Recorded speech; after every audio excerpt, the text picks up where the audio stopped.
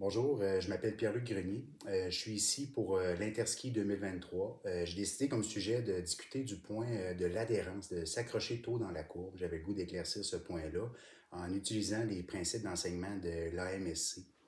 La première des choses, adhérer en courbe, qu'est-ce que ça veut dire? Dans le fond, c'est l'interaction entre le ski et la neige. On veut s'accrocher sur la neige pour générer des forces qui vont rediriger notre skieur sur la montagne. Pourquoi on veut faire ça? Pourquoi? Si je fais une comparaison avec la Formule 1, un pilote de Formule 1, quand il va arriver dans une courbe, il y a une trajectoire précise, extérieur de courbe, point de corde, point de sortie. Le but de ça, c'est de limiter les impacts des forces centrifuges. C'est la même affaire en ski alpin. On a un gain à avoir une trajectoire, dans le fond, des forces centrifuges gérées sur une plus grande trajectoire versus seulement une partie là, qui est souvent là, ligne de pente, fin de virage. Là. Il y a un gain à ça. L'autre chose, on a la gravité, nous. Changer de direction avant la ligne de pente et après la ligne de pente, c'est pas la même chose. Avant la ligne de pente, la force centrifuge et la force gravitationnelle sont en sens opposé. C'est plus facile de changer de direction versus en bas, ces deux forces agissent dans la même direction. Ils vont vraiment créer plus d'efforts internes au niveau du skieur pour le même changement de direction. On se doit d'utiliser le haut de la courbe pour changer de direction. Maintenant, si je fais un parallèle avec le cadre de développement des habiletés, c'est un triangle. C'est un triangle qu'on utilise beaucoup, nous, pour améliorer les skieurs. C'est un outil de travail. Au centre du triangle, on a la prise de décision. Qu'est-ce qu'on veut faire? Forme de virage, performance, type de pente, c'est beaucoup centré sur l'apprenant. Ensuite de ça, on s'en va sur le triangle du haut, qui est l'interaction entre le ski et la neige. Qu'est-ce que le ski doit faire sur la neige pour accomplir la tâche? Dans notre cas, c'est créer de l'adhérence en début de virage. Il y a certaines choses que le ski doit faire. Premièrement, on se doit d'avoir un angle de conduite avec une inclinaison des skis. Les deux ensemble vont créer l'adhérence.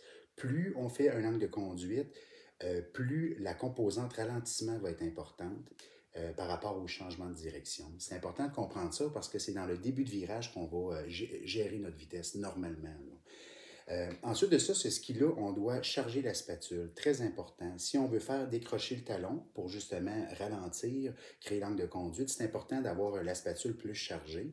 Le ski aussi a une conception que si la spatule est chargée, ça va contribuer à donner un angle de conduite.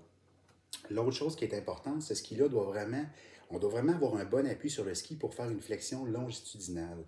Une flexion longitudinale, encore une fois, la conception du ski va nous amener un meilleur angle de conduite. Le ski est fait pour ça.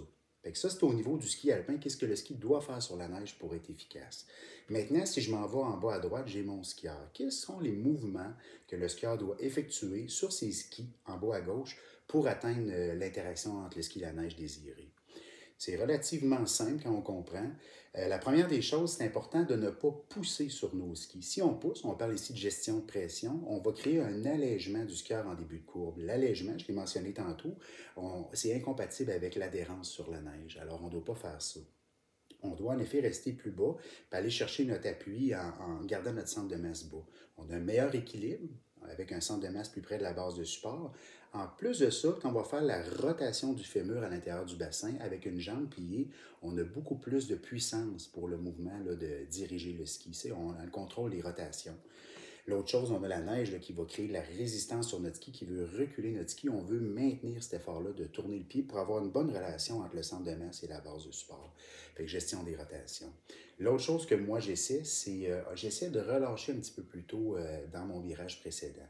En créant un relâchement, on cesse de résister contre le ski extérieur, on redirige notre masse, puis il y a une espèce d'allègement. Cet allègement-là, s'il est fait trop tard dans la courbe, on est léger en début de courbe, on n'est pas capable d'avoir l'adhérence. Alors moi, ce que je fais, c'est que je tente de relâcher un peu plus tôt pour avoir un bon contact au niveau de la transition pour tout de suite être en mesure de changer de direction en début de virage jusqu'à ma ligne de pente.